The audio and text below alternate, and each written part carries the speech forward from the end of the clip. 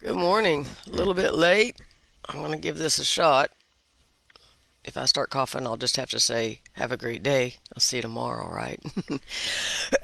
Anyway, we're going to give it a shot anyway. It's been over 2 weeks since we were on, so I've tried to get out around by 8, but that just didn't work with starting Chris's IV and breathing treatments early and all that. So but I tried. I tried to get here by 8. So hopefully, maybe by tomorrow, I'll be back on track and can go live by 8 or so.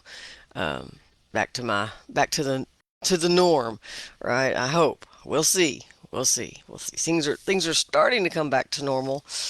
Chris will finish his IV antibiotics this evening, and that'll be one big thing off my plate I won't have to do every day. So anyway, that'll help a little bit. I hope you're having a great morning. I hope you've had a good couple of weeks.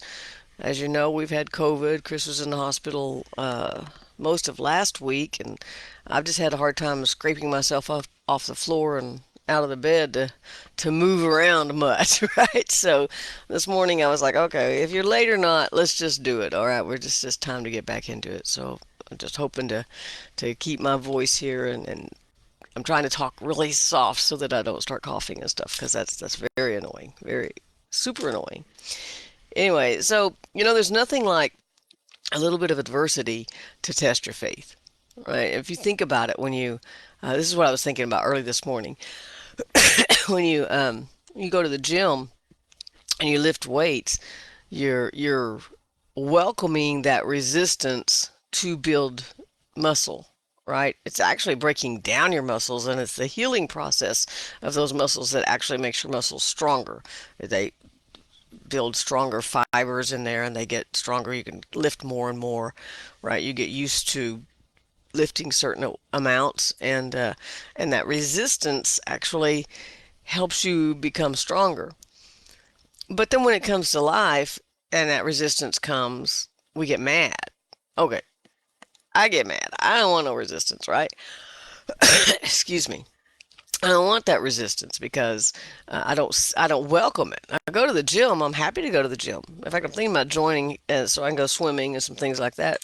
Uh, Thinking about trying to figure out how I could do that logistically, but maybe join the Y or something. But we welcome going to the gym. We welcome pushing our bodies another mile until we can work up to a half marathon or full marathon or something. We welcome that kind of stuff, right?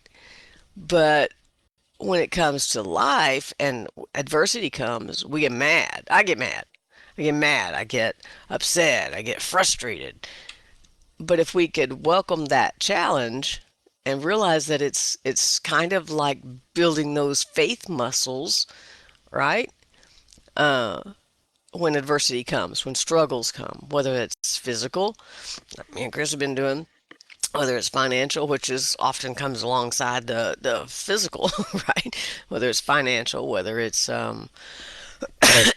relationship, excuse me, whether whatever the type, no matter what arena that struggle comes in, it's going to build that faith, our faith muscles. Because why? Because we figure out how to trust God.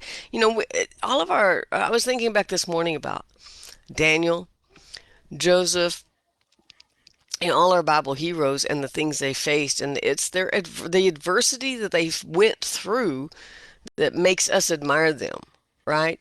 It's the adversity that they went through that made them the heroes of our faith. Not their faith didn't. Daniel didn't say, "Well, I declare I do not have to go in that lion's den because I have faith. I'm going to trust God. I'm not going in the lion's den."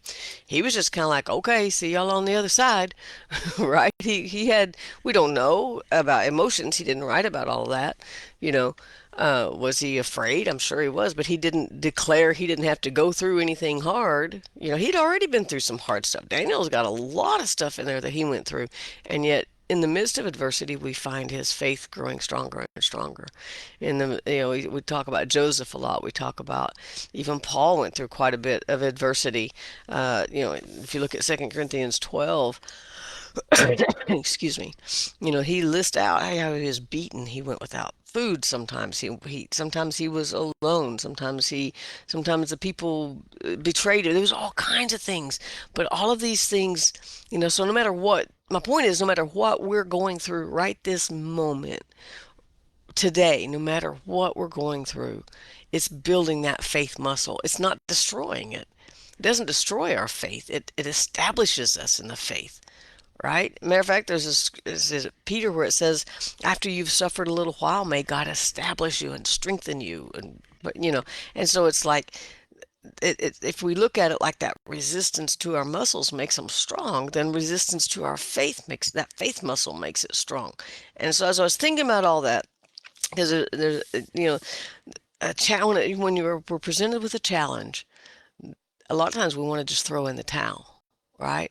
A lot of times we want to just say, this isn't worth it, just forget it. But it's that challenge that makes us strong. It's those challenges that helps us, whether and some of it's a mental thing.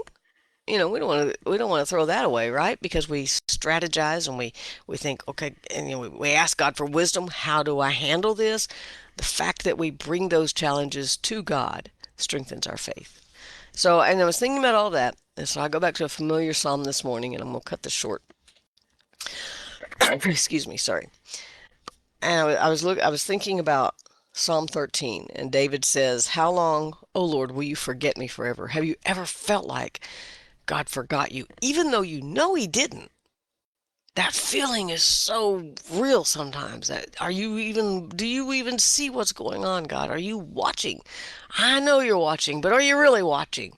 Right? And so, David's expressing, how long will you hide your face from me? How long am I going to have this sorrow in my heart? How long is my enemy going to win? He was I don't even know what he was facing, but he was having a very difficult time. His faith muscle was getting stretched, right? And then he says, "Consider and hear me, O Lord, enlighten my eyes. I'm about to die here," he said. That's my loose translation. And then he goes on down in verse 5 and he says, "But I have trusted in your mercy. My heart will rejoice in your salvation. I will sing to the Lord because he has dealt bountifully with me."